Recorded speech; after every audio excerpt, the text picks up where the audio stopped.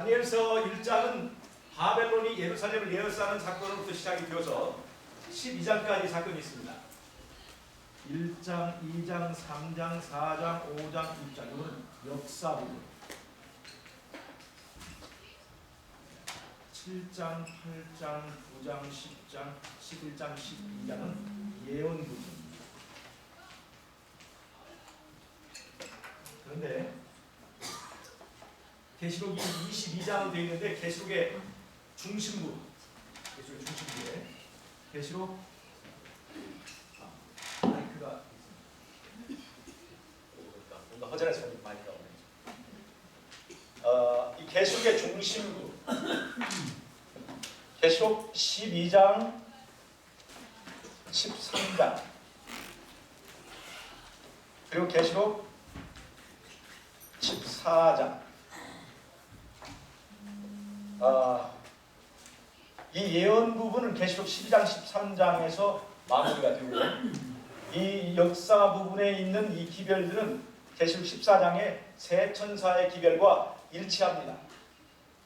그래서 계시록과 다니엘이 이렇게 서로 마주보는 모양으로 짝을 이루고 있습니다.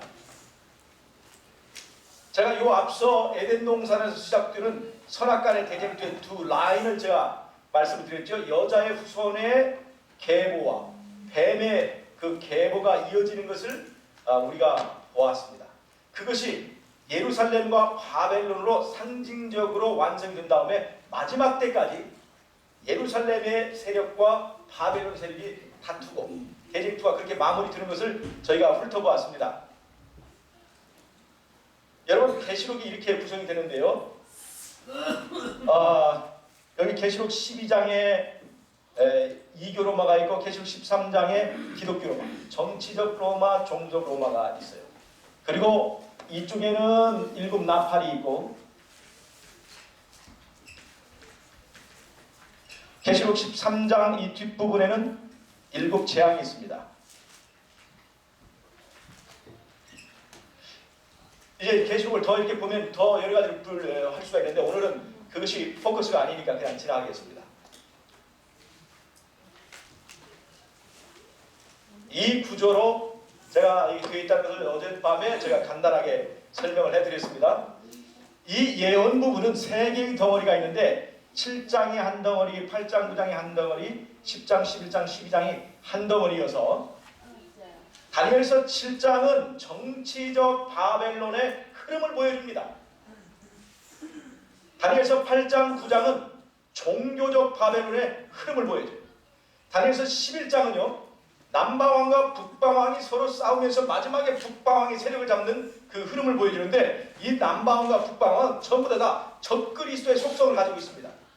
이 다니엘서 11장에 나오는 남방왕이든지 북방왕이든지 어떤 특성이 있냐면 임의로 행하는 특성이 있습니다.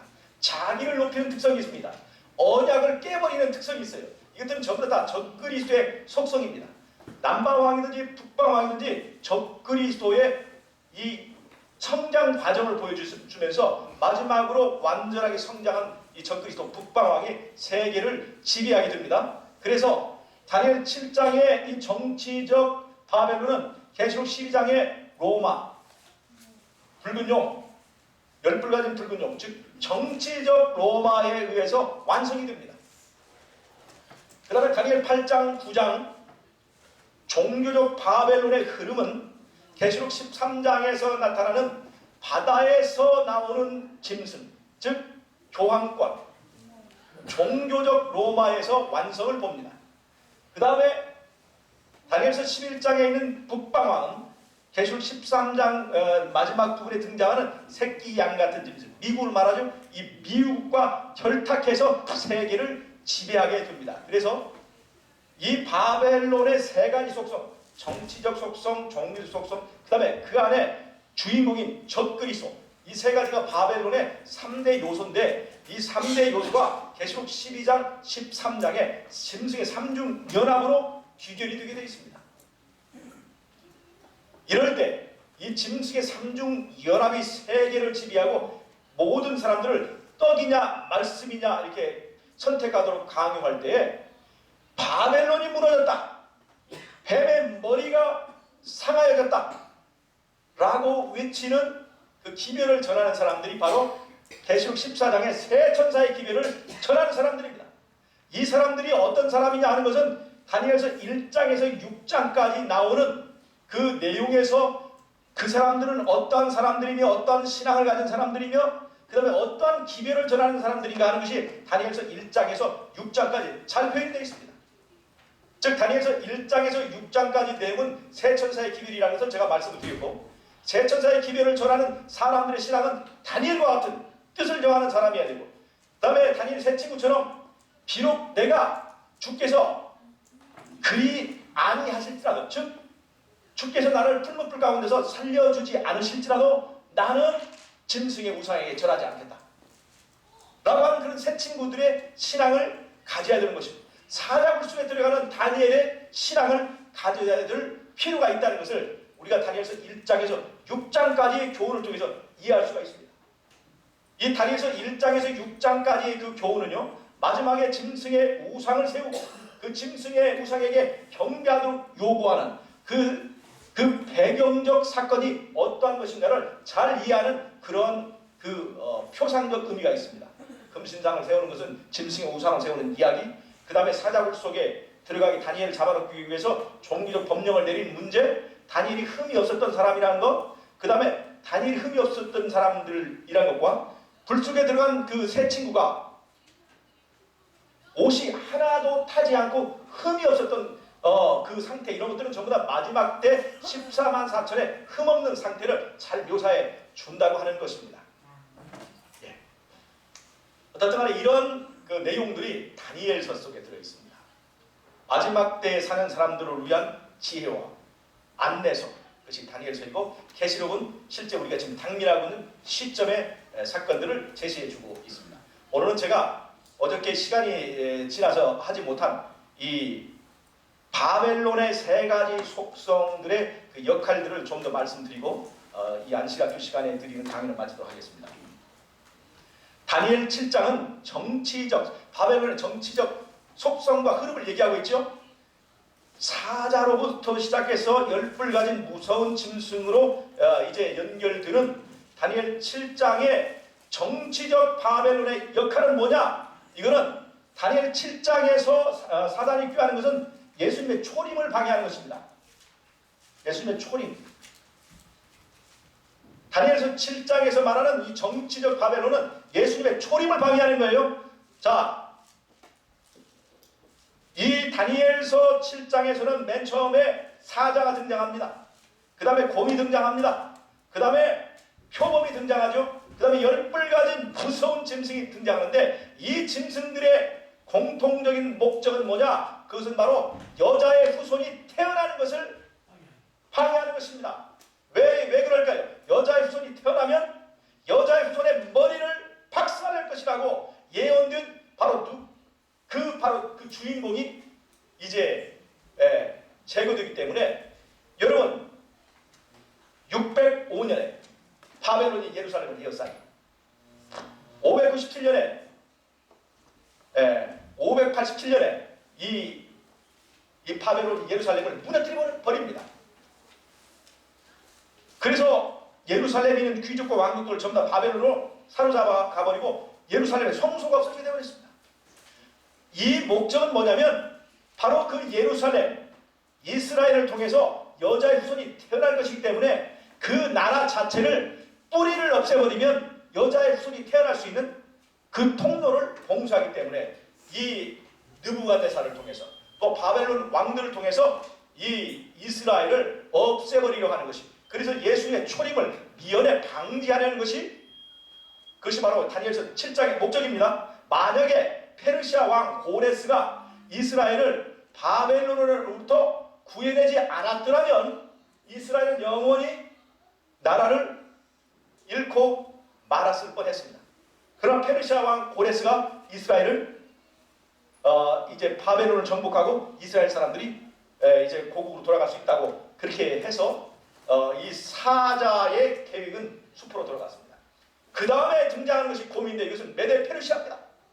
사단은 이 메데 페르시아를 통해서 이스라엘 사람들을 뿌리를 뽑아버리려고 했는데, 그 사건이 뭐냐? 에스더서에 나오는 하만을 통해서 이스라엘 사람을 하루 날을 잡아서 그날 일시에 이스라엘 사람들 다 몰살시키는 그런 계획을 세웠습니다. 만약 하나님께서 개입하지 않아서 그날 오히려 하만이 장대에 달리게 되는 그런 역전, 반전 드라마를 그렇게 진행시키지 않았더라면 이스라엘 사람들은 다 죽어버리고 이스라엘 사람이 문제가 아니라 그 이스라엘 사람들의 후손으로 나게 될 이 다윗의 후손, 여자의 후손이 태어나지 못할 뻔했습니다. 그러나 그 가운데서 하나님께서 이스라엘 민족을 지키셨습니다. 그 다음에 헬라 때는 어떻습니까?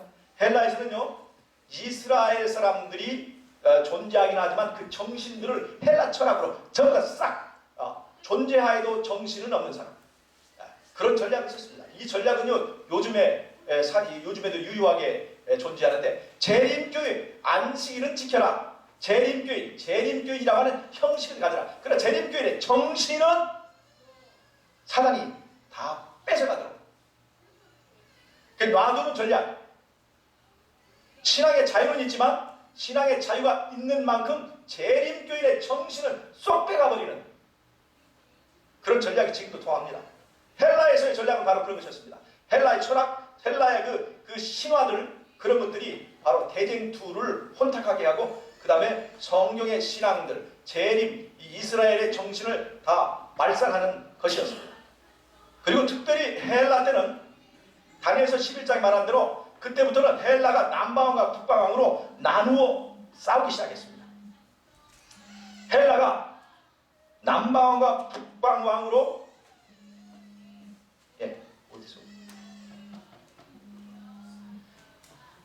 헬라가 남방왕과 북방왕으로 나누어 싸우면서 남방왕이 북방왕을 치러 갈 때 그 중간에 있는 이스라엘을 짓밟고 갑니다. 북방왕이 남방왕을 치러 갈 때 그 또 중심에 있는 이스라엘을 초토화시키면서 지나갑니다. 그러면서 남방왕과 북방왕이라고 하는 이 고래 싸움에 중간에 있는 이스라엘이 마치 새우등이 터지듯이 그렇게 남방왕과 북방왕의 전쟁을 통해서 이스라엘이 죽도록 사단은 그렇게 개입을 했습니다. 그 다음에 로마 때는 어떻습니까? 드디어 예수님이 태어날 그 시점에 사단은 헤롯을 통해서 예수님이 태어났을 그 당시를 기점으로 산의 아이들을 전부 다 죽이려고 하죠. 죽이죠. 예수님의 초임을 방해하는 것이 바로 첫 번째 정치적 바벨론의 역할이었습니다.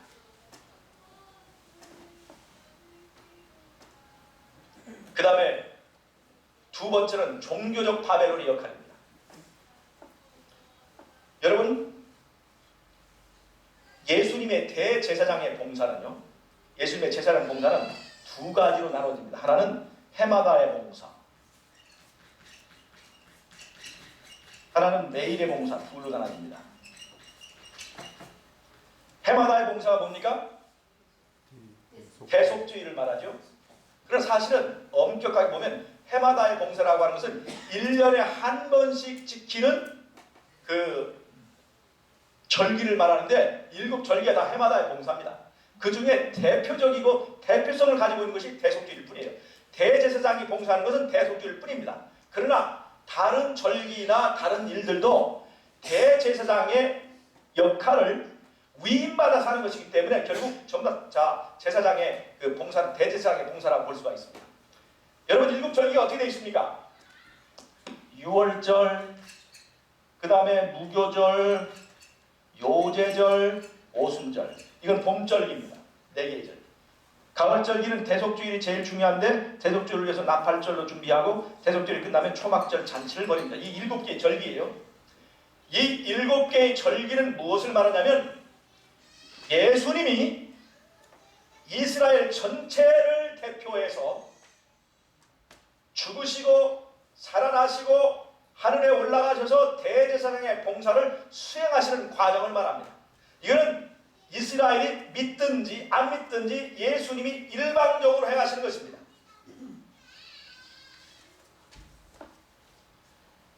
여러분, 6월절은 예수님의 십자가를 말합니다. 예수님이 십자가에 돌아가셨을 때 구원받는 사람들만을 위하여 값을 치렀을까요? 구원받지 못하는 사람까지도 값을 치렀을까요? 모든 사람을 위하여 값을 치렀습니다. 간신히 값을 맞췄을까요? 율법이 요구하는 것보다 훨씬 많은 값을 치렀을까요? 훨씬 많은 값을 치렀습니다. 여러분, 우리는 죄를 간신히 이길 수 있을까요? 넉넉하게 이길 수 있을까요? 왜요? 십자가에서 치른 값이 넉넉한 값을 치렀기 때문에 그렇습니다.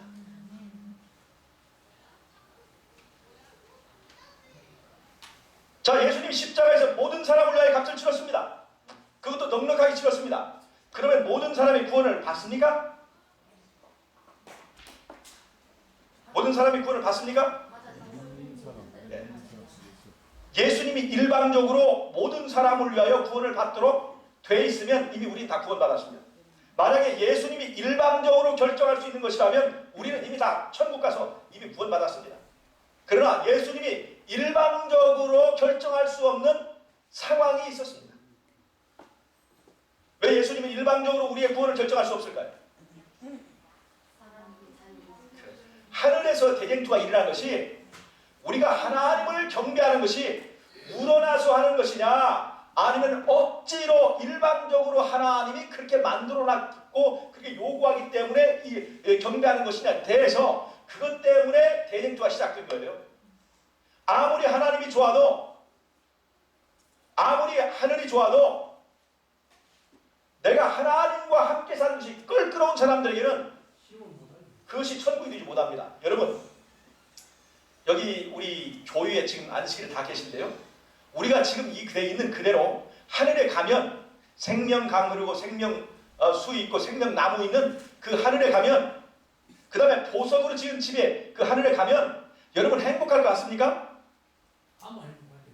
지금 아니 하나님께서 지금 못 가서 그러는데 하나님께서 이 들어 올려서 그 생명강가에 갖다 놓으면 우리가 행복할 것 같죠? 절대 천만의 말씀입니다. 우리는 행복하지 못합니다. 왜 그런 줄 아십니까? 우리의 마음속에 자아가 있고 자기 중심적인 사고방식이 있으면 내 안에 주인은 이미 하나님이 아니고 내가 왕노릇하고 있는 이 시스템을 고치지 않고서는 하늘에 가서 하늘의 왕이신 하나님과 내 안에 계속 충돌이 있습니다. 하나님 나라에 율법이 있는데 그 안에서 율법을 지키고 싶은 본능은 없는데 율법은 지켜야 되는 거예요. 그것이 얼마나 지옥 같은 상황이 될 줄을 여러분 아십니까? 하나님과 함께하는 것이 모든 사람에게 다 안식이 되는 것이 아닙니다. 그것은 여러분 우리의 상태를 면밀하게 봐야 될 필요가 있습니다. 내가 정말 하나님과 함께하는 것이 안식이 되고 평화가 되고 하나님이 두렵지 않고 하나님만 바라보아도 행복하고 하나님이 계시기 때문에 사방에 음침한 골짜기를 다닐지라도 내가 해를 두려워하지 않을 그러한 하나님과의 관계가 회복되지 않은 사람은 하늘에 지금 당장 올려놔도 우리가 행복하지 않아요. 지옥이 되는 거예요. 지옥이. 예, 그래서 하나님이 우리를 끌어가지 않는 것입니다. 하나님과 함께하지 못하는 사람, 중심에 자아가 있는 사람은요, 이 죄의 원흉, 자기중심적인 사고방식 때문에 어디에 살아도 불평불만이 있습니다. 어디에 살아도 행복하지 않습니다. 이런 사람은요 항상 외롭고 그 죄가 항상 자기에게 지옥과 같은 고통을 줍니다. 죄는 정말로 꺼지지 않는 불이에요. 내 안에 죄는 내 안에 지옥을 만들어 놓습니다. 이 지옥 같은 죄로부터 자유롭고 안식을 얻어야 될 텐데 우리가 예수 그리스도를 통해서 안식을 얻지 못하는 사람은 그 사람을 어디로 하나님께서 데려가서 안식을 얻게 되냐면 둘째 사망으로 데리고 가서 더 이상 죄의 고통에 시달리지 말고 이제는 쉬도록 둘째 사망을 통해서 우리의 배터리를 빼줍니다. 여러분 컴퓨터를 좀 쓰시는 분들은요, 이 노트북 같은 거 쓰다 보면 어떤 때 노트북이 렉이 걸려가지고 이 노트북을 그만 끄고 싶은데 안 꺼지는 경우 본 적 있으십니까? 없으죠? 아무리 배터리 단추를 넣어도 안 꺼져요. 그럼 이 노트북을 끄려면 어떻게 됩니까? 강제로 뒤에 배터리를 빼버리면 그냥 꺼져버려요. 꺼지지 않는 죄의 지옥의 불이 내 안에 있을 때 이 죄로부터 어떻게 쉬게 할 것이다. 예수 그리스도를 통해서 죄를 해결하고 안식을 얻는 사람은 천국으로 데려가지만 그러나 예수님과 함께하는 것이 나에게 행복이 되지 못한 사람은 둘째 사방으로 우리를 데리고 와서 거기서 우리를 쉬게 만들는 것입니다. 하나님의 모든 절차와 계획은 결국은 우리로 하여금 안식을 얻게 해주시는 것입니다. 여러분, 하나님이 우리를 구원할 때에 하나님이 우리를 용서한다는 의사는 이미 확정이 됐습니다. 변하지 않아요. 변하지 않습니다. 그러나 누구의 의사가 중요해요? 이 대행기 때문에? 바로 내 의사가 중요한 거예요. 내가 예수님을 즐겨 영접하는 것이냐, 아니면 예수님은 별로지만 구원, 이 하나님 나라의 생명수, 생명가가 욕심이 나느냐, 이거는요 굉장히 중요합니다. 정말 예수님을 영접하는 것이, 하나님을 경배하는 것이 우러나서 하는 사람만, 즉 예수를 개인의 구주로 영접한 사람만 하늘로 데려가는 것입니다. 그래야 그 사람이 행복할 수 있기 때문에 그런 거예요. 그래서 구원에 있어서 하나님께서 우리를 용서하신다고 하는 하나님의 의사는 확정이 되었지만, 십자가에서 이미 확정이 됐지만, 누구의 의사가 확정되지 않았어요? 내 의사가 확정되지 않았기 때문에 내 구원은 확정되지 않은 것입니다. 여러분, 여러분의 구원이 확정됐다고 생각하십니까? 내일 내가 변할지도 모르는데? 이것은 말이죠, 왜 하나님께서 나에게 자유의지를 줬을까요? 나를 존중하시기 때문에 그렇습니다. 내 의사를 존중하기 때문에 그렇습니다. 왜 하나님께서 내 구원을 지금 확정하지 않을까요? 여러분, 이 사기꾼들과요, 악덕업자들은요, 선택할 수 있는 고려의 시간을 주지 않습니다. 제가 예전에 한 3, 40년 전에 기차를 타고 오는데요, 기차 안에서 바카스를 팔더라, 어떤 사람이. 그래서 제가 바카스를 먹고 싶어서 바카스를 딱 샀습니다. 그때 이 사람이 주면서 친절하게 뚜껑을 탁 따주더라고요. 뚜껑을 탁 따요. 그래서 이제 그때 바카스 한 병이 500원이니까 500원을 주려고 했더니 뭐라고 하냐면 2,000원을 주니, 2,000원. 이거 물릴 수 있어요, 없어요? 뚜껑을 따버렸는데. 뚜껑을 따버렸어요. 왜 값이 비싸냐고 이 사람이 눈을 부릅어요. 조폭이야. 이 사람 보니까 전부 다 바카스를 주문하면 전부 다 그대로 뚜껑을 딱 따줘요. 생각할 수 있는 시간을 안 주는 거예요. 돌이킬 수 있는 시간을 안 주는 거예요. 그것이 바로 사기꾼들의 수법입니다. 그러나 항상 브랜드가 있고 이 상표가 굉장히 중요한 의미가 있는 그 회사들은요, 언제든지 물건에 하자가 있으면 어떤 한 달이든지 보름이든지 그 기간 동안에 그 물건을 물을 수 있는 기회를 줍니다. 이것이 공정거래입니다. 즉 하나님께서 우리에게 예수님을 개인의 구주로 선택할 수 있는 자유의지를 행사할 수 있는 이 은혜의 시간을 주셨다는 거예요. 은혜의 시간. 즉 우리의 의사를 충분히 심사숙고할 수 있도록 시간을 주셨다고 하는 것입니다. 즉 오늘 내가 예수님을 영접했다 할지라도 가만히 생각해 보니까 예수님과 함께 사는 것이 행복하지 못할 것 같아. 우러나서 나는 경배가 어저께 있었지만 그때는 그냥 그 목사님이 하도 그냥 설교하면서 설쳐대가지고 엉겹기를 나도 모르게 예수님 영접했는데, 가만히 생각하니까 부처님이 더 좋을 것 같아. 얼마든지 생각을 바꿀 수 있는 자유를 주신 거예요. 여러분, 이 자유를 주신 것이 감사합니까? 감사하지 않습니까? 하나님께서 우리의 의사를 참으로 존중하시는 것입니다. 그래서 우리의 구원을 하나님이 일방적으로 확정하지 않으시는 것입니다. 여러분, 우리들의 믿음을 믿습니까? 우리의 믿음은 정말로 연약하기 짝이 없고 오늘 하루만 유용합니다. 내가 오늘 믿은 믿음이 내일 변할지도 몰라요. 이스라엘이 애국을 떠나서 광야를 지날 때 가나안 요단강을 건너기 전까지는요, 언제든 애국으로 돌아갈 수 있는 자유가 있었습니다. 우리의 믿음이 연약하다고 하는 것을 느낄 때는 우리는 끊임없이 십자가를 바라보지 않으면 우리의 믿음을 지킬 수가 없습니다. 우리의 구원을 확정하지 않고 내 의사를 기다려주시는 하나님의 은혜 감사하지 않습니까? 네. 그래서 예수님이 십자가에서 일방적으로 우리의 값을 다 치렀다 할지라도 일방적으로 구원이 확정되지는 않습니다. 누구의 의사가 필요해요? 내 의사가 필요합니다. 그 내 의사를 이제 확정하도록 하기 위해 뭐가 있냐면 예수님의 매일의 봉사가 있습니다. 해마다의 봉사는요, 이스라엘 전체를 위해서 예수님이 일방적으로 행하시는 과정들을 말한다면, 매일의 봉사는요, 1년 내내 어느 날이든지 죄를 지은 사람은 개인적으로 양을 가지고 와서 양을 가지고 죄를 속할 수 있는 기회가 열려 있습니다. 그날이 대속주일이라 할지라도, 그날이 6월절이라 할지라도 절기와 상관없이 언제든지 죄를 지은 개인이 개인적으로 제사를 드릴 수 있게 문을 열어놨어요. 그것을 매일의 봉사라고 합니다. 이것은 뭐냐면 예수님과 우리의 개인적인 관계를 말하는 것입니다. 즉 어느 시대든지 예수님 십자가 전이든지 십자가 후든지 예수님을 개인의 구주로 영접할 수 있는 문을 열어놨다는 것입니다. 그래서 선하인간의 여러 이름이 많아도 모든 시대, 어느 시대든지 예수를 개인의 구주로 영접하는 일 외에는 우리가 구원받는 방법이 없다고 하는 것입니다. 자, 여러분, 예수님의 십자가는 지금부터 2000년 전 사건입니다. 여러분, 우리는 십자가에 참여할 수 있습니까? 없습니까? 지나간 사건입니다. 시간적으로 참여할 수 없죠. 그러나 내가 오늘 예수를 개인의 구주로 영접하는 그 순간 예수의 십자가는 나를 위한 십자가가 되어버린다는 것입니다. 내가 오늘 개인의 구주로 예수님을 영접하는 순간 예수님의 부활은 나를 위한 부활이 된다고 하는 것입니다. 내가 예수님을 개인의 구주로 오늘 영접하는 그 순간 여러분, 하늘 지성소에 일어나고 있는 엄숙한 심판이 있지 않습니까? 심판은 두려운 거 아닙니까? 그러나 예수를 개인의 구주로 영접하는 그 순간 그 심판은 두려운 심판이 아니라 나를 구원하기 위한 법적 절차가 된다고 하는 것입니다.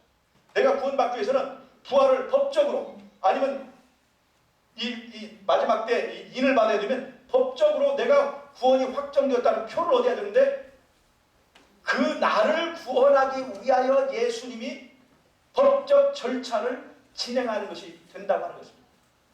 예수를 개인의 구주로 영접하는 사람만 우리가 지성소에 참여할 수 있습니다. 여러분, 우리가 지성소 지배를 외치고 지성소 시대에 살고 있다고 우리가 지성소에 참여한다고 생각하십니까? 아니에요.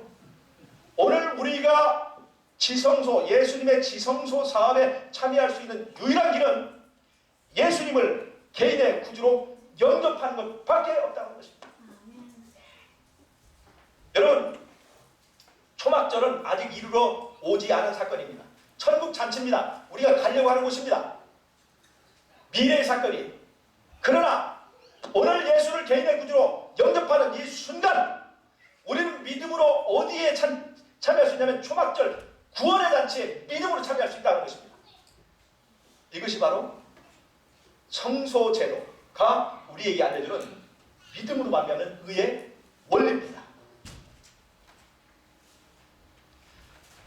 자, 그러면 예수님이 100명을 위하여, 이 인간 전부 다 100명인데 100명을 위하여 값을 이미 다 치르셨죠. 그런데 그 십자가의 효력이 누구에게 적용되는가 결산을 봐야 되겠죠. 결산을 봐야 되겠죠. 100명 중에서 누구에게 그 십자가의 효력이 적용되어야 하는가를 결판을 내는 그 절차가 필요하겠죠. 그것이 뭐냐? 그게 바로 대속주의입니다. 대속주의는 매일의 봉사와 해마다의 봉사가 맞아떨어진다. 결산을 보는다. 자, 이제 매일의 봉사와 해마다의 봉사의 의미를 이해를 하시겠습니까? 우리가 어떻게 구원받는지 그 원리를 이해할 수 있겠죠.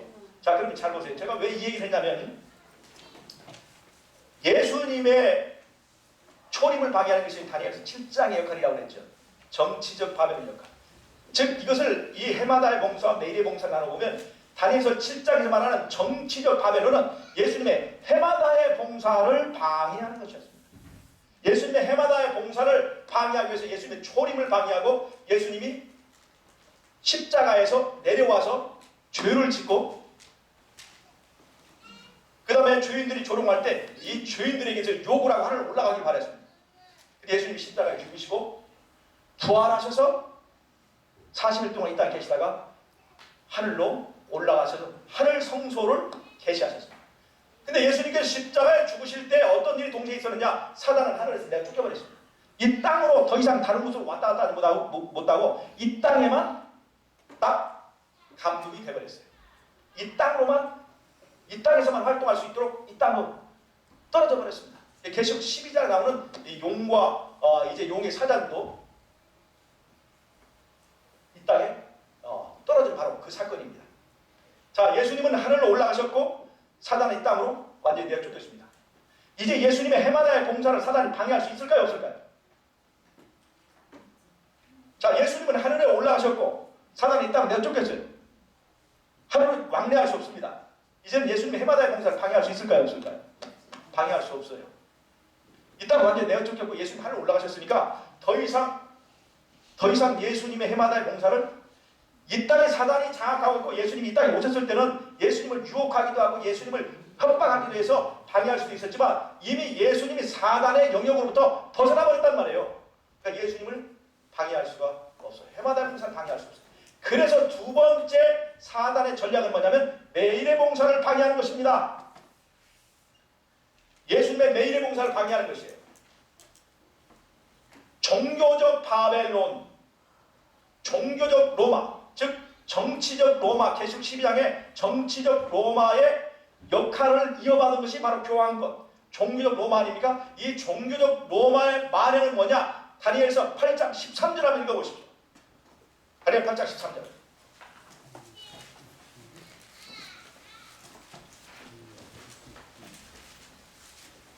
여러분이 크게 한번 읽어주세요.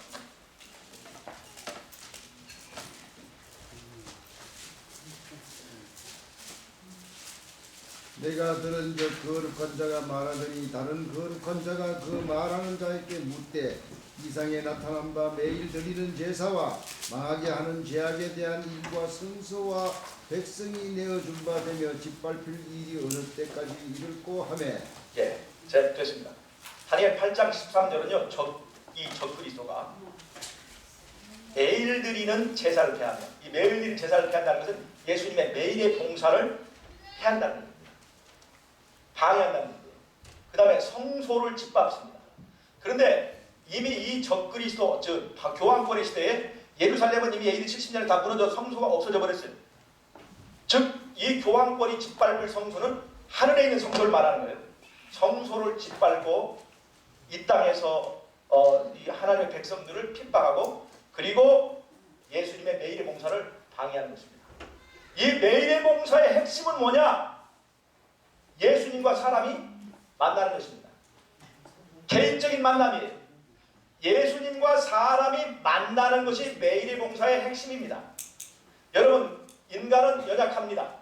인간은 정말로 아무것도 아닙니다. 인간은 절대로 율법을 지킬 수 없습니다. 인간은 절대로 스스로 변화될 수가 없습니다. 그러나 이 연약한 인간이 예수님을 만났을 때는 달라집니다. 여러분 이거 인정하십니까? 네. 인간은 부족하고 나는 정말 아무것도 아니지만 예수님을 사람이 만났을 때는 달라진다는 것입니다. 네. 이것이 성경의 기별이에요.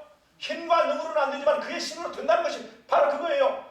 내 혼자의 힘으로 안 되지만 내가 예수를 만났을 때는 나는 전혀 다른 사람이 된다는 것입니다.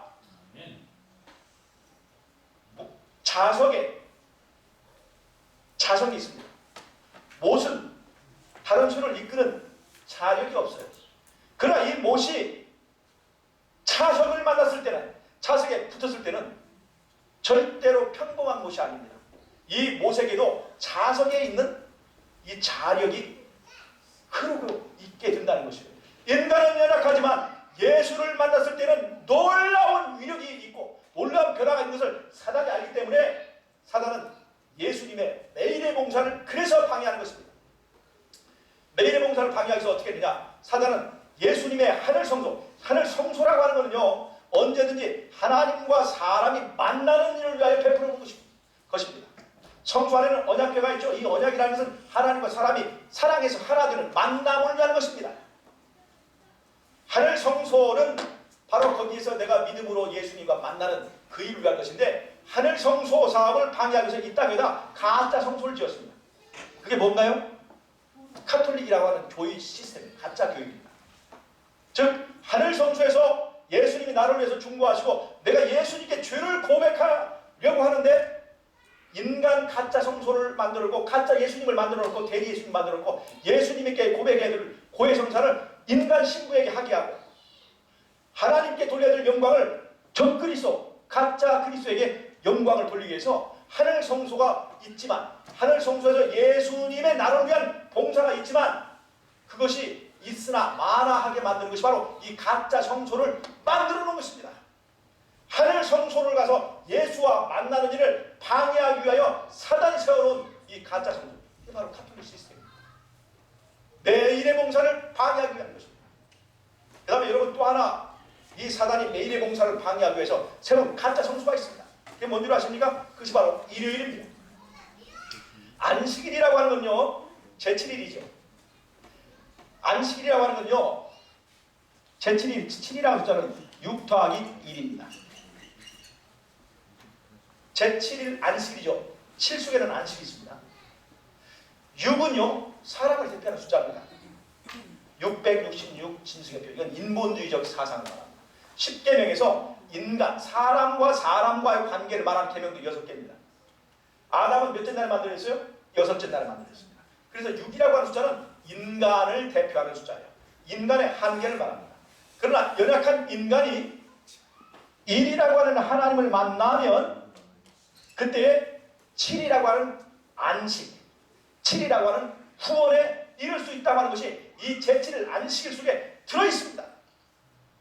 즉 제7일 안식이라고 하는 것은 하나님과 사람이 만나서 하나가 되고 7이라고 하는 구원에 참여한다 하는 의미가 안식일 사상 속에 들어있습니다. 안식일 사상은 인간이, 6이라는 인간이 연약하지만 1이라고 하는 하나님을 만나면 전혀 다른 7이라고 하는 놀라운 거룩함에 도달한다 하는 의미가 이 안식일 사상 속에 들어있다고 하는 것입니다. 여러분, 안식, 우리는 어떻게 안식을 얻는 것입니까? 일을 안 하면 안식을 얻는 것입니까?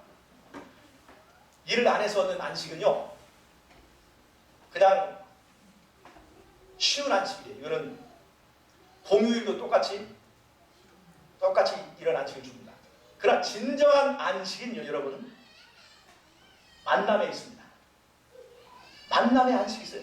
즉, 자, 탕자 얘기를 비워드리겠습니다.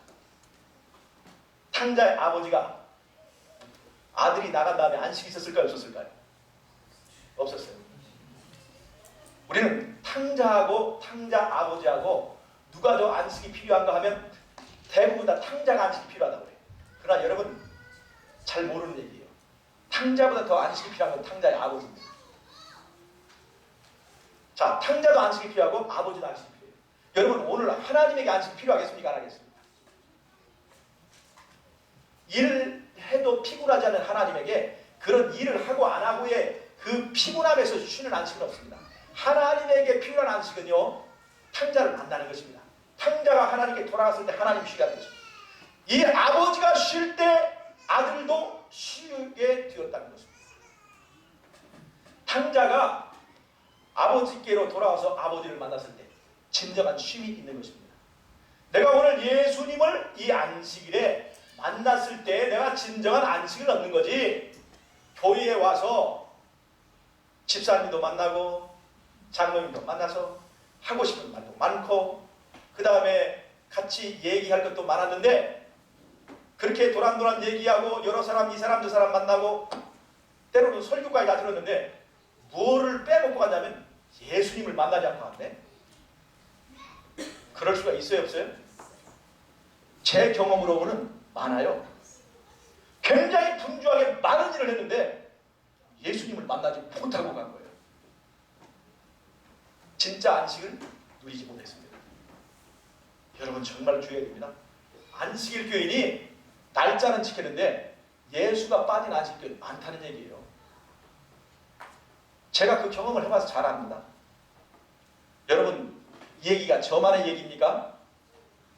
안식일 교인에 예수가 빠지면 그 즉시 우리는 율법주의자가 됩니다. 안식일 교인이었지만 예수를 못 박아 죽인 사람들과 전혀 다를 바 없습니다. 독종 안식일 교인 누군 줄 아시죠? 우리보다 더 독종 안식일 유대인들이 그랬어요. 안식일 교인입니다. 그러나 예수 죽인 안식일 교인 안식이 있었습니까? 안식이 없습니다. 여러분 주의하세요. 진짜 안식일 교인은요, 안식일에 와서 예수 만난 사람입니다. 만남의 안식이 있습니다. 사단은 이 만남을 방해하려고 합니다. 여러 가지 일로 분주하게, 안식일에 여러 가지로 분주하게 하면서 가장 핵심적인 것을 하지 못하게 만드는 거예요. 이것이 바로 사단이 매일의 봉사를 방해하는 요소 중 하나인데, 특별히 조직적으로 한 것이 뭐냐? 일요일이라고 하는 가짜 시간 성소를 열어놓은 것입니다. 일요일 신성설. 일요일 신성설의 문제가 뭐냐? 즉 10계명에서 왜 안식일 계명을 그렇게 집요하게 그것을 없애고 변기하려고 했느냐? 바로 안식일 속에 우리의 구원은 원리가 들어있기 때문에 그렇습니다. 언약 관계가 들어있기 때문에 그래요. 그래서 에스겔 20장 12절에 뭐라고 그랬어요? 안식일은 언약의 표징이라고 그랬죠. 하나님과 나와 만나서 하나가 되는 그 관계의 표징이 이 안식일이 있기 때문에, 그래서 안식일을 싫어하는 것입니다. 우리가 하나님과 만나고 예수님과 하나 되는 것을 사단은 제일 두려워해요. 그것이 엄청난 두려운 일이 되는 것을 사단은 알기 때문에 그걸 방해하는데, 우리는 예수와 만나는 것이 그렇게 중요하다는 걸 몰라요. 사단은 잘 알고 있는데 우리는 몰라. 그래서 사단의 작전은 우리가 다 넘어가는 것입니다. 매일의 봉사를 방해하는 것은 그것입니다. 하늘 성소 대신에 이 땅에다가 가짜 성소를 만들고 가짜 안식을 만들어놓고 하나님과 우리가 만나는 것을 방해하는 것이 바로 매일의 봉사를 방해하는, 정치적 로마의 뒤를 이어서 종교적 로마의 시대가 열렸죠. 교황권의 시대에 하려고 했던 일이 바로 다니엘서 8장 9장에 그대로 나타나 있습니다. 이 종교적 로마의 역할은 이제는 더 이상 해마다의 봉사를 방해할 수 없기 때문에 매일의 봉사를 파기해서 예수님과 내가 만나는 일을 이루어지지 못하게 하는 것입니다. 여러분, 예수님과 내가 만나는 일을 방해하는 또 이유가 또 하나 있습니다. 예수님은 하늘 성소에 가셔서 이제 나라를 받으려고 하고 있습니다. 다니엘 7장에 나오죠. 예수님이 하늘 성소에서 나라를 받으려고 합니다. 근데 나라를 받으려면 세 가지 요소가 있어야 돼요. 첫 번째, 왕이 준비되어야 됩니다. 왕 없는 나라는 안 돼요. 그 다음에 법이 서야 됩니다. 예수님이 십자가에서 왕으로서 입증되셨죠. 죽었다 살아나심으로 만군의 여호와가 영광의 왕이 되는 것을 입증하셨죠. 십자가에서 하나님의 법은 확실하게 섰습니다. 그 다음에 또 하나 준비되는 것이 뭐냐? 나라가 서려면 무리가 준비됩니다. 백성이 준비돼요. 즉 나라를 받기 위해서 최소한 요구되는 어떤 무리에 대한 수가 있다는 것입니다. 계시록 6장 9절부터 11절까지 읽는 것입니다. 자, 계시록 6장 9절부터 11절까지 읽는 것입니다. 이에 다리오 왕이 조수의 의인을 계시록 6장 9절부터 11절. 9절부터 11절까지. 이어 다리오 왕이 아니, 조수의 계시록입니다. 계시록 다리엘 예. 하나님의 말씀과 그들이 가진 증거로 말미암아 죽임을 당한 영혼들이 재난 아래 있어 큰 소리로 불러 이르되 거룩하고 참되신 대주제여 땅에 거하는 자들을 심판하여 우리 피를 갚아주지 아니하시기를 어느 때까지 하시라니까 하니 예. 각각 그들에게 흰 두루마기를 주시며 이르시되 아직 잠시 동안 쉬되 그들의 종들과 형제들과 자기들처럼 죽임을 당하고 그 수가 차기까지 하라 자, 보세요. 지금 순교자들이 죽임을 당했는데 우리의 피를 언제 신원 이게 갚아주실 것입니까? 즉 언제 심판해 주실 것입니까? 언제 심판이 열릴 것입니까? 지금 하는 얘기예요. 근데 심판이 열리려면 최소한의 어떤 수가 있어야 된다. 요구되는 숫자. 그게 바로 이 무리에 대한 수입니다. 얼마 전에 우리가 서울시에서 무상급식을 실시할 것인가 말 것이냐에 대해서 주민투표가 있었습니다. 그때 주민투표를 실시했는데 그 투표 결과를 개봉하지 못했습니다. 심사하지 못했어요. 왜 그런 줄 아세요? 이 투표함을 개봉하기 위해서는 최소한 요구되는 숫자가 있는데 그게 주민의 30% 이상이 투표에 참여해야 된다는 거죠. 여러분 직거리를 열 때 직거리가 10명 있으면 두 사람만 가지고 직거리 열 수 있나요? 과반수 이상이 요구되죠. 직거리가 열리기 위한 최소한의 정족수가 있습니다. 즉 이 심판이 열리기 위하여 요구된 수가 마태복음 6장 9절부터 11절에 나오는 수입니다. 어떤 무리에 대한 수를 요구한다는 것이에요. 나라를 받으려면 이 무리가 형성이 되어야 된다는 겁니다. 그 다음에 심판이 마치려면 요구된 숫자가 있는데, 자, 심판이 열리려면 요구된 숫자는 죽은 순교자의 수입니다. 죽은 순교자의 수가 차야 돼요. 그러나 심판을 마치려면 살아있는 순교자, 산 순교자 의 수가 차야 됩니다. 그게 바로 14만 4천입니다. 제가 이거 조금 설명하겠습니다. 14만 4천이 실수자, 상징수자, 오늘은 그 얘기하지 마세요. 이 두 수가 심판을 시작하고 심판을 마치기 위해서 요구된 숫자예요. 자, 어떻든 간에 계시록 6장 9절부터 11절까지는 죽은 순교자의 수가 차야 된다 분명히 말씀하셨죠. 이거는 예수님께서 나라를 받아야 되는데, 나라를 받으려면 왕과 법과 그 다음에 이 무리가 최소한 무리가 인정이 돼야 그것을 나라로 인정을 받기 때문에 이 무리가 준비된다. 즉 왜 매일의 봉사를 사단이 그렇게 방해했느냐, 그거는 바로 예수님께서 나라를 받을 수 있는 어떤 무리가 형성되는 것을 방해하기 위해서입니다. 즉 한두 사람이 성공할 수 있지만 이 법적으로 요구하는 어떤 최소한의 백성이 나라로서의 규모가 되지 않으면 예수님은 나라를 받을 수가 없었어요. 그래서 이 무리가 준비되는 것이 중요했는데, 이것을 이기고 등장한 무리가 누구냐? 계시록 10장 17절에 여자의 남은 무리예요. 무리가 형성된 것입니다. 아무리 매일의 봉사를 방해해도 예수님과 만나서 언약을 맺고 하나님의 백성들이 무리가 준비되었기 때문에 심판이 열리게 될 것입니다. 그래서 종교적 바벨론의 역할이 다니엘서 8장 9장에 있는 것이고, 이것은 마지막 때까지 계속됩니다. 이 매일의 봉사는. 그런데 마지막 때 특별히 이제 이 역할을 하는 것이 뭐냐면 다니엘서 11장에서 나타난 이 적그리스의 역할입니다. 다니엘 11장은 남방왕과 북방왕의 막 싸움으로 이 남방왕과 북방왕이 막 대쟁투를 벌입니다. 이 남방왕과 북방왕의 싸움의 역할은 뭐냐면, 남방왕과 북방왕이 서로 자기가 정의롭다, 서로 자기가 옳다고 주장하면서 막 싸웁니다. 싸울 때 사람들은 나는 남방왕의 편에 설 것인가 북방왕의 편에 설 것인가 이렇게 고민하게 됩니다. 여러분, 남방왕이 좋습니까? 북방왕이 좋습니까? 어느 편입니까? 예? 남방왕 편이십니까? 사모님은 어디? 서방왕? 여러분, 남방왕과 북방왕의 싸움에서 어느 편이라도 들고 끼어들게 되면 우리는 대쟁투를 잊어버리게 돼요. 선악간의 대쟁투를 잊어버리게 돼 있어요. 여러분, 여기 김천인데 새누리당이 좋습니까? 민주당이 좋습니까? 우리가 이 땅에 한국 사람이니까 어느 정도 정치적 이 권리를 행사하는 것은 그건 당연한 것입니다. 그러나 하나님 나라의 백성으로서 이 땅의 세속적인 싸움에 너무나 깊이 개입하면 우리가 사단의 전략에 말려드는 것입니다. 남방왕과 북방왕이 치열하게 싸울 때 남방왕의 편을 들든가 북방왕의 편을 들든가 전부 둘 다 적그리스도라는 것입니다. 둘 다. 즉 남방왕과 북방왕의 싸움을 통해서 진짜 선악간의 대쟁투를 잊어버리게 만들려고 유사 대쟁투를 벌인다는 것입니다. 제가 예전에 어떤 곳에서 이제 단체 생활을 했었는데, 거기에 정신병 환자가 한 사람이 있었습니다. 정신병 환자. 그게 심하지 않아요. 그래서 우리가 보호하고 있었습니다. 근데 이 정신병 환자가 가끔 정신이 좀 헷갈려할 때가 있으면 집으로 간다고 나가버려요. 나가면 이 사람이 제정신이 아니까 집을 못 찾아가요.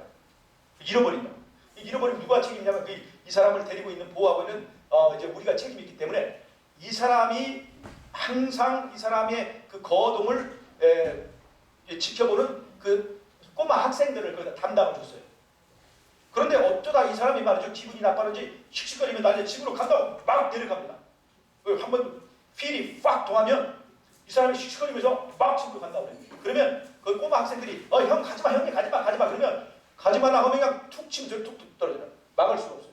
가지 말라 하면 더 가야 되겠다고 생각하고 막 씩씩거리 가는 거예요.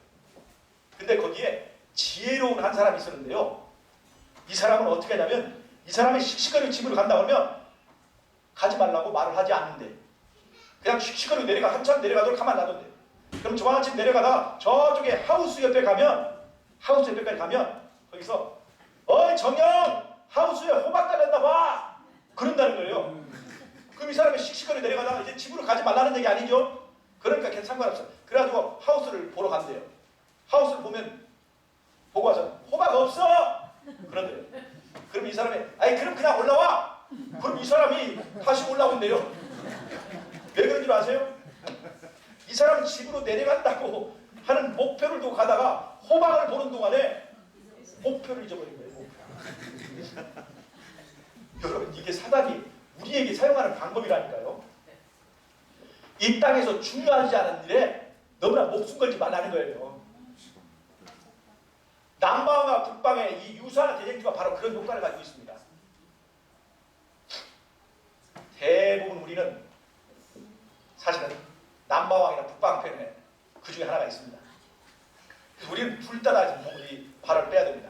우리는 임마누엘의 편에 서야 돼요. 자, 이 마지막 때에 북방왕이 세력을 잡죠. 이 땅에서 예수님의 나라가 서지 못하도록 이 땅에 적그리스도의 나라를 세웁니다.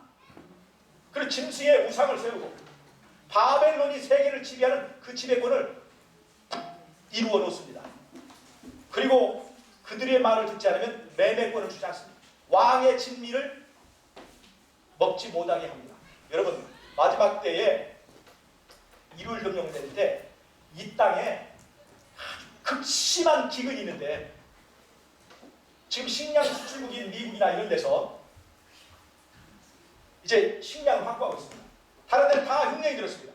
그럴 때 만약에 일요일 금령 내리고 그리고 그들만이 가지고 있는 이 떡을 식량을 무기로 삼을 때 우리가 그때 다 굴복하게 되는 겁니다.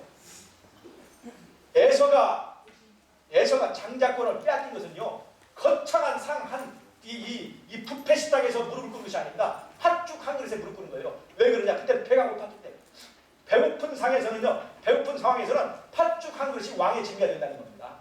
여러분 배고플 때 온 땅에 기근이 있고 모든 사람이 배가 고플 때 진짜 그때 매매권은 우리에게 엄청난 위력을 갖게 된다는 것입니다. 이 엄청난 위력을 가진 바벨론의 지배 체제를 갖추고 나서 사단은 이 북방왕의 세력을 통해서 무엇가 형성되지 못하게 하느냐? 마지막 때 14만 4천인이 형성되지 못하게 막습니다. 이 14만 4천의 의미가 뭔 줄 아십니까? 제가 좀 설명하겠습니다. 하늘에서의 대쟁투는요. 하늘에서의 대쟁투는 예수님이 왕이 될 자격이 있느냐 없느냐입니다. 예수님이 왕이 될 자격이 있느냐 없느냐입니다. 그래서 예수님이 왕이 될 자격이 없다라고 하는 것을 주장하려면 예수님의 신성을 부정해야 될 필요가 있습니다. 예수님의 신성은요 어디 나타나냐면 하나님의 신성은 창조주와 피조물과의 구별이 가장 확연하게 나타나는 것은 뭐냐? 그것은 말씀의 능력의 차이가 있습니다. 즉 어떠한 피조물도 비록 사단이라 할지라도 빛이 있으라 말했을 때 그 말대로 빛이 있게 되는 존재는 아무도 없습니다. 여기 수석장로님이 아무리 영성이 있으시고 부자시고 능력이 있다 할지라도 빛이 있으라 말했을 때 빛이 있을 수가 없습니다. 이건 피조물의 한계입니다. 그러나 창조주에게는 빛이 있으라 말씀하시면 이것이 말로 끝나지 않고 반드시 말이 실체가 되게 되어 있습니다. 이것이 바로 창조주의 하나님 되심을 증거하는 것입니다. 그래서 하나님이 말씀하셨지만 그 말씀하신 것이 실현되지 않는 것, 즉 말씀의 능력을 부정하면 예수님의 신성이 부정되는 것입니다. 즉, 자 빛이 있으라 빛에게 말씀하셨죠. 일방적으로 말씀하셨죠. 이 명령이죠. 자, 나 외에 다른 신을 섬기지 말지니라, 내 부모를 공경하라. 이거 전부 다 빛에게 명령하신 것처럼 말씀하신 거예요. 이 말씀, 이게 말씀으로 우리를 통치하시는 거예요. 율법이에요. 즉 율법이 인간의 삶을 통해서 실현될 수 있느냐 없느냐. 이것은 다른 말로 하면 말씀이 육신이 될 수 있느냐 없느냐입니다. 말이 하나님의 율법은 말로 끝나냐 아니면 우리의 삶을 통해서 실현될 수 있느냐 하는 것이 하늘에서의 대쟁의 핵심이었지 않습니까? 인간은 피조물들은 율법을 지킬 수 있다 없다? 율법을 지킬 수 없다는 것이 사단의 주장이에요.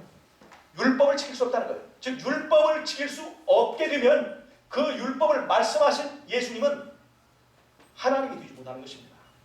예수님의 신성이 부정되는 것입니다. 말씀의 능력을 부정함으로 예수님의 신성을 부정하고, 그래서 이것이 발전해서 일요일 신성설이 됩니다. 즉 하나님의 율법을, 이 십자가 율법을 폐하고 그 다음에 율법을 폐해서 율법을 변개하고, 그래서 변개한 것이 뭐예요? 그게 일요일입니다. 그 일요일 신성설. 사람이 하나님의 법을 폐하고 만들었는데 그 일요일이 신성하게 됐다는 거죠. 일요일이 거룩하게 됐다는 것입니다. 사람이 신을 만든 것과 똑같은 거예요. 사람이 우상을 만들고 그것을 거룩한 신이라고 얘기하는 것과 똑같은 거예요. 사람이 만든 날에 신성설을 부여하는 것입니다. 그거는 말씀의 능력을 부정하는 거예요. 예수님의 신성과 관련되어 있습니다. 또 하나, 사단은요, 예수님이 가진 왕의 자리를 얻고자 했습니다. 왕의 자리를 얻으려면 첫 번째 예수님의 신성을 부정해야 돼요. 지금 하늘에서 시작된 예수님의 신성을 부정하는 운동에 그대로 맥을 이어서 그 일을 하고 있는 게 뭐냐면 여호와의 증인들입니다. 예수님의 신성을 부정합니다. 그러나 우리가 말씀의 능력을 부정하게 되면 우리도 예수님의 신성을 부정하는 사람입니다. 여러분, 우리는 하나님의 율법을 지킬 수 있을까요? 없을까요? 인간의 힘으로 안 되죠? 그러나 6이 1과 결합했을 때는 어떻게 될까요? 됩니다. 되고도 남는 것입니다. 율법은 지키고도 남는 것이에요. 그런데 인간은 인간이기 때문에 예수님이 오시기 위해서 육체가 변화되기까지는 우리는 뒤를 질 수밖에 없다고 한다면 이건 패배주의자예요.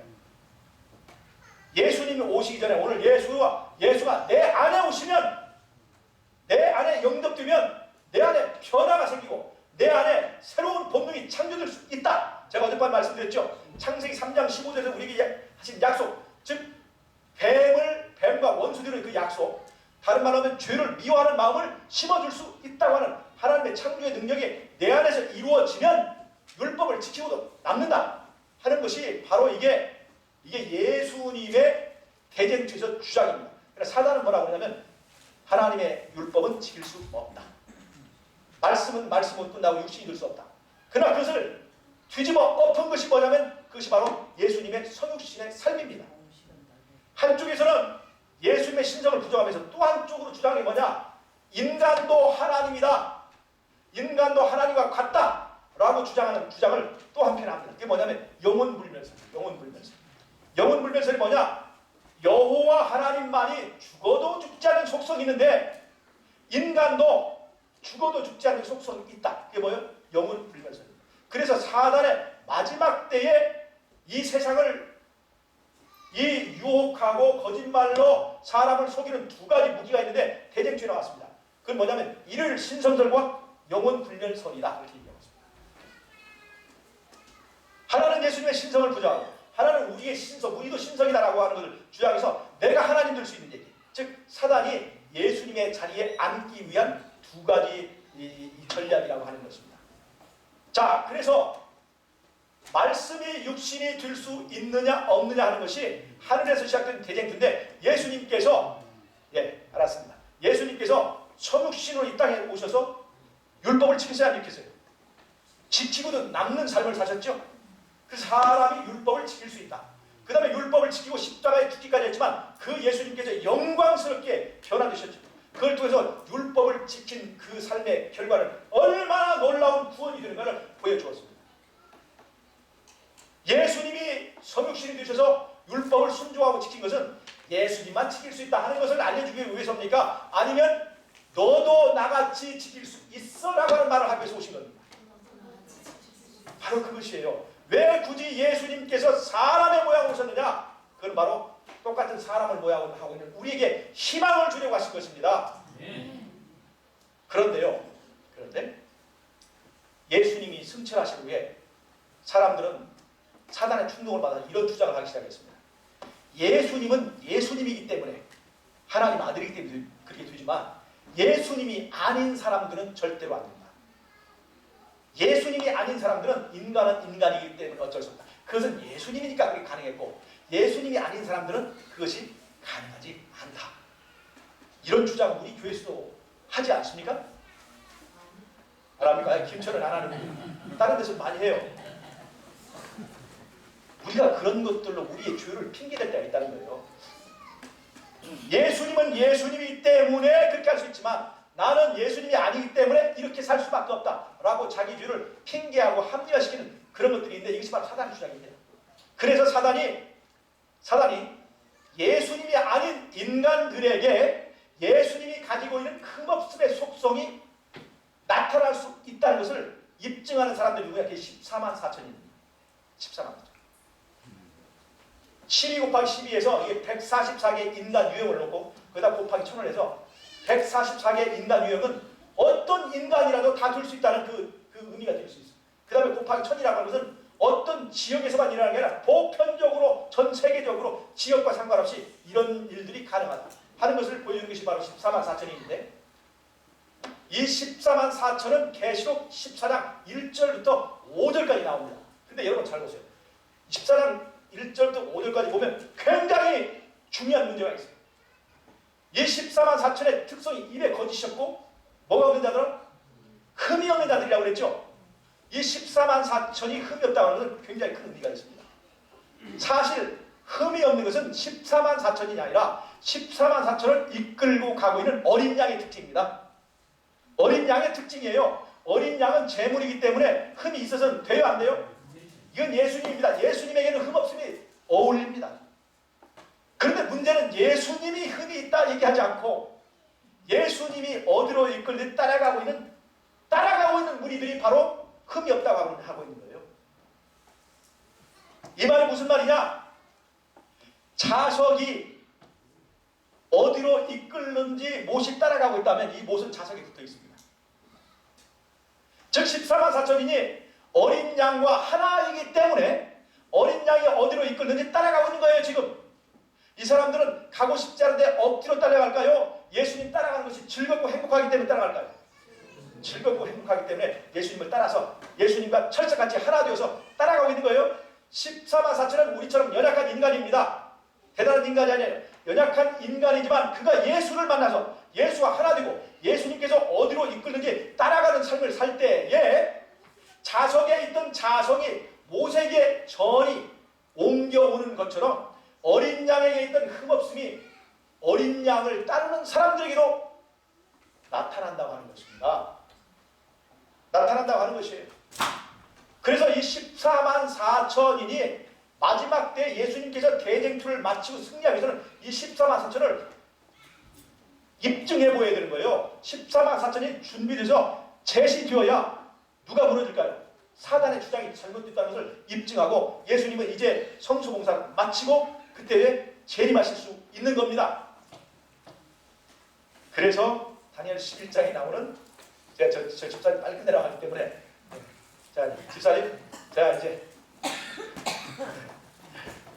이 북방왕이 하는 역할 세계를 다 통일하고 지배하고 그 다음에 떡을 확보한 다음에 이를 점령을 세워서 그들을 압박하는 건 뭐냐면 바로 14만 4천인이 나타나지 못하게 하는 것입니다. 그것이 바로 다니엘서 11장에 있는 북방왕의 역할이고 그것을 이루도록 옆에서 보조하는 것이 뭐 계시록 13장의 새끼양 같은 짐승 미국의 역할이라고 하는 것입니다. 여러분 그래서 우리는 이러한 대쟁투의 흐름을 이해하고 있고 있을 때 우리는 어떠한 사람이 될 것인가 이 시대에 우리는 무엇을 위하여 살아야 될 것인가를 우리가 이해할 수 있으라고 봐요. 마지막 때 이 교회의 역할은 뭐냐면 하나님이 약속한 그 무리들이 나타날 수 있도록 내가 준비하고 내 형제가 준비하고 이 교회가 준비될 수 있도록 우리가 서로 준비하는 역할을 해준다는 것입니다. 그것이 바로 예수 재림을 위한 준비의 역할이에요. 제7일 안식일을 예수 재림교 그랬죠? 제7일 안식일은요. 안식일은 예수님과 내가 남편과 아내를 만나는 혼인식입니다. 결혼 잔칫날이에요. 그 다음에 재림은요, 예수님과 예루살렘의 혼인식에 내가 손님으로 참여하는 겁니다. 즉 둘 다 제7일 안식일과 예수 재림 사상에는 전부 다 혼인잔치에 우리가 참여하는 것을 다 염두에 두는 것입니다.